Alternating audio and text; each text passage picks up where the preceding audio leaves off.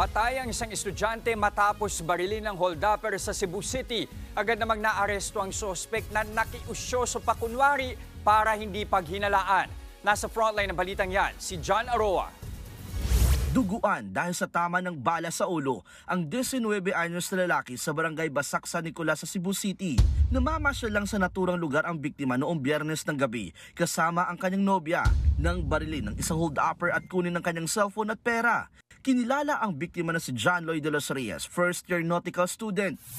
So sabi naman ng girlfriend ng biktima, that time, so yung biktima natin did not resist, so hindi talaga pumalag, pero binaril pa rin ng suspect.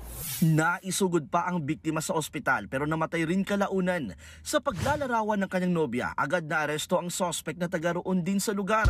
Nakiusyoso pa sir yung suspect doon sir kasi after niya magbihis, bumalik siya doon sa crowd at saka nakiusyoso pa siya sir para parang wala lang sir ba? Para hindi siya pagdudahan, ganyan. Agad na lumipad ang kapatid ng biktima mula Maynila nang malaman ng sinapit ng kapatid. Sobrang sakit talaga kasi siya yung ang dami niyang pangarap sa buhay. Binaril lang walang kaawa. Binigay pa nga yung cellphone tsaka yung pera. Para nagmamakaawa pa nga So, wag lang daw barilin. Pero wala na, binaril daw talaga Naghihinagpis din ang best friend ng biktima. Hindi ko talaga maano.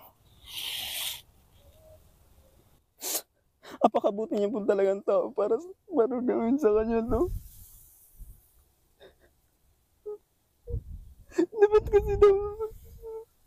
Ba't kasi ginawa pa? Sa gabing yun, matatapos na pala yung buhay niya. Aminado naman ang suspect sa kanyang nagawa at matindi raw ang pagsisisi. Nangunguha lang ako ng gagamba nung gabi na yun. Nadaanan ko yung magjowa. Sinubukan niya kasing manlaban kaya nabaril ko siya. Nakaburol na ang biktima. Inihanda naman ang kasong robbery with homicide laban sa suspect na labas-masok na rin pala sa kulungan dahil sa illegal na droga.